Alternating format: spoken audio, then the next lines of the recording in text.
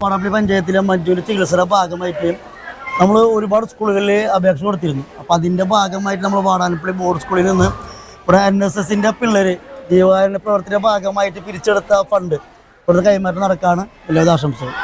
Vadanappally higher secondary NSS യൂണിറ്റിൻ്റെ ആഭിമുഖ്യത്തിൽ സമാഹരിച്ച ചികിത്സാ ഫണ്ട് നമ്മളുടെ കുഞ്ഞുമോനക്ക് കൈമാറുകയാണ്.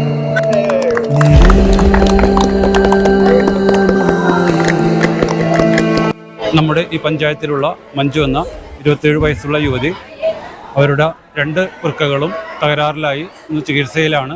അപ്പോൾ അടിയന്തരമായി അത് മാറ്റിവെക്കേണ്ടതുണ്ട്. അപ്പോൾ അതിൻ്റെ ചികിത്സ നമുക്കറിയാം, ഒരുപാട് പൈസ ഇതിന് ആവശ്യമായിട്ട് വരും.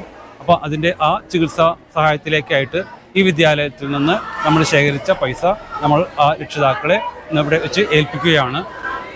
ആ യുവതിക്ക് എത്രയും പെട്ടെന്ന് സുഖം പ്രാപിക്കട്ടെ എന്ന് ഈ വിദ്യാലയത്തിൻ്റെ എല്ലാവിധ ആശംസകളും പ്രാർത്ഥനകളും ഞങ്ങളിവിടെ നേരുന്നു. എല്ലാവർക്കും നമസ്കാരം.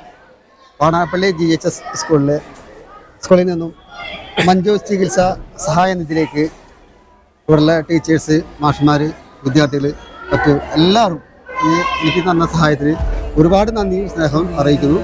അതോടൊപ്പം തന്നെ എൻ്റെയും കുടുംബത്തിൻ്റെയും എല്ലാവിധ പ്രാർത്ഥനയും നന്മ നേർന്നുകൊണ്ട് നിർത്തുന്നു. നന്ദി, നമസ്കാരം.